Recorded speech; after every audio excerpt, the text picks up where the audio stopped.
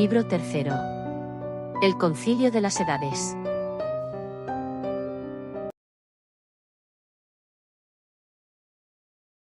Capítulo cuarto. Segunda parte. Añora.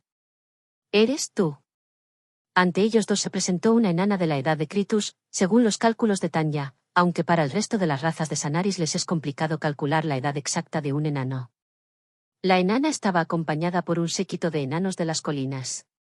A Kritus le fue difícil asimilar la presencia de la enana en la sala por ser algo totalmente inesperado. Tanya reconoció enseguida quiénes eran, enanos de las colinas, era una embajada procedente de la ciudad de Lismeria, en el reino de Leños. Este reino estaba situado en el hemisferio sur de Sanaris, allí emigraron la mayoría de los enanos de las colinas después de su destierro. Tanya al pertenecer a la nobleza conocía bien la genealogía del resto de las familias reales enanas, que tampoco eran muchas. La enana era Añora Piesgordos, viuda del príncipe primogénito del rey, era la enviada de la reina para el concilio de las edades. Kritus Colinas Pardas. Colinas Pardas. Eres un Colinas Pardas. Kritus observó con suspicacia a Tanya al descubrir un secreto que pocos sabían en la compañía. Añora sonrió. El segundo hijo del rey Viestarius Colinas Pardas. ¿Pero el segundo hijo no murió al caer la ciudad de Bartaliam? Preguntó Tanya sorprendida. Como si estuviera muerto. Kritus, renegó de los enanos de las colinas, nunca aceptó que no retiráramos ante los estufos. El enano no abrió la boca ante las palabras de Añora, solo la miraba fijamente. Tu hermana, la reina, te extraña Kritus. La reina y todos vosotros sois unos cobardes. Era una guerra que no se podía ganar. Abandonamos la tierra de nuestros antepasados. Tanya estaba sorprendida, Kritus no parecía aceptar las explicaciones de Añora y salió escopetado hacia donde estaban el resto de sus compañeros. La enana hizo una reverencia a Añora como gesto de despedida y siguió a Kritus. Eres un príncipe. ¿Como tú? Y mira para qué nos sirve. Ni una palabra a nadie o recibirás un virote mío en el culo. ¿Alguien lo sabe? El pequeño Denge méteme en todo. Llegaron a la altura del resto del grupo, quienes estaban recostados en su esquina, pocos se integraron en el ambiente superficialmente distendido. Arian y Arras, puesto que era su pareja, sí que estaban integrados en el ambiente, otro que se movía como pez en el agua era Gosburg, quien era capaz de entablar una conversación con mucha gente al tiempo que bebía 2 o 3 copas a la vez. Era el centro de atención, como siempre.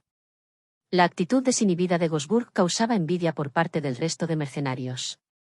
Lauranta se acercó también a unos elfos que procedían de su tierra natal y comenzó a hablar animadamente con ellos. Al ser de sangre elfa se podía integrar perfectamente en medio de los numerosos grupos que departían de manera animada.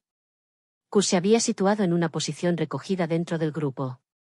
El mago observaba con interés todo lo que sucedía en el salón, muchas de las más importantes culturas de Sanaris estaban representadas en el concilio de las edades y era la única oportunidad de ver a tantos grandes reyes reunidos.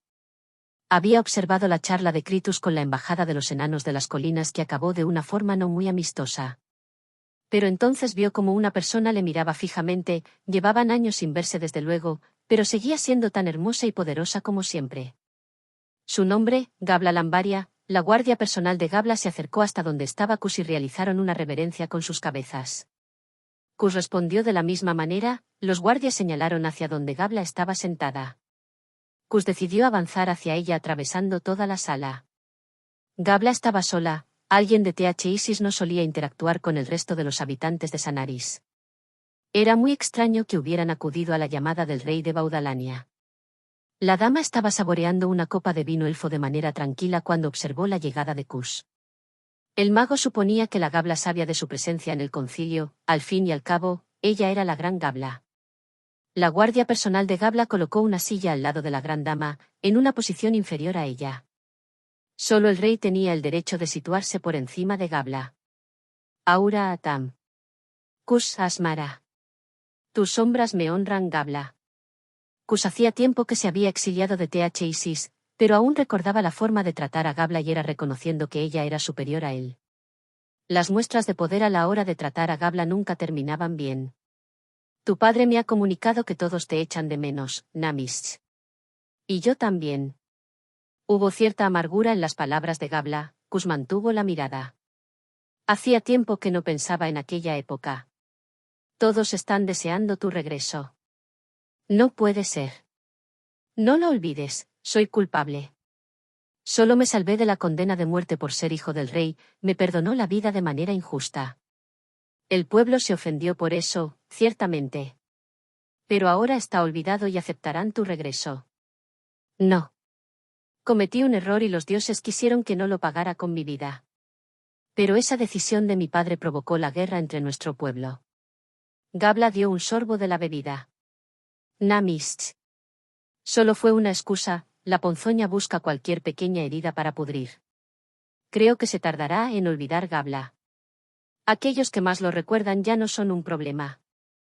Namist, me ocupé personalmente de ellos. No es el momento. Volvió a rechazar el mago la oferta de Gabla. Tengo la impresión de que nunca regresarás a tu hogar. Ku se levantó haciéndole una reverencia a la gran Gabla Lambaria para desaparecer entre el gentío. Las puertas del salón se abrieron y los invitados entraron a otra gran sala en donde se celebraría el banquete. La gran sala era un lugar enorme, en donde todos los invitados fueron recibidos por una serie de mayordomos que le indicaba a cada uno su lugar en la sala. Arian y Arras fueron sentados en la mesa principal junto a los grandes reyes. El resto del grupo fueron ubicados en la mesa más alejada de la sala, al lado de la entrada de los camareros y al otro lado había una enorme columna que los ocultaba del resto. Sabu tomó asiento en una zona situada al lado de la pared, sin silla. Agnoruk tuvo que situarse en el lado más exterior de la mesa.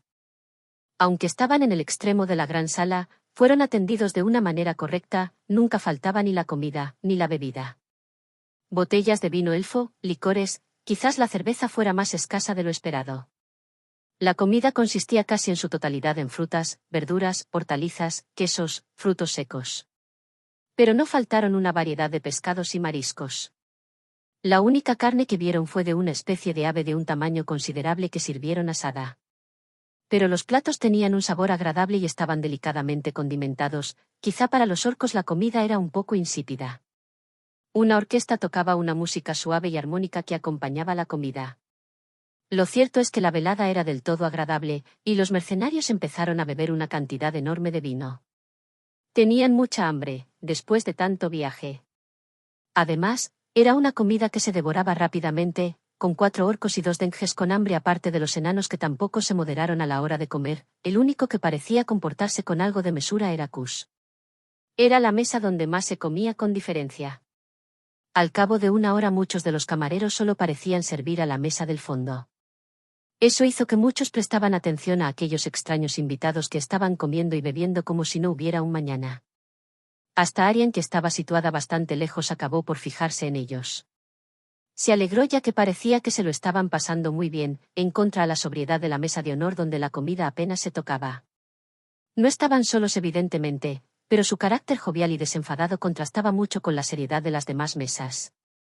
En la mesa de al lado se habían situado a una serie de caballeros elfos, que estaban situados allí por una idea maquiavélica del príncipe Erinch.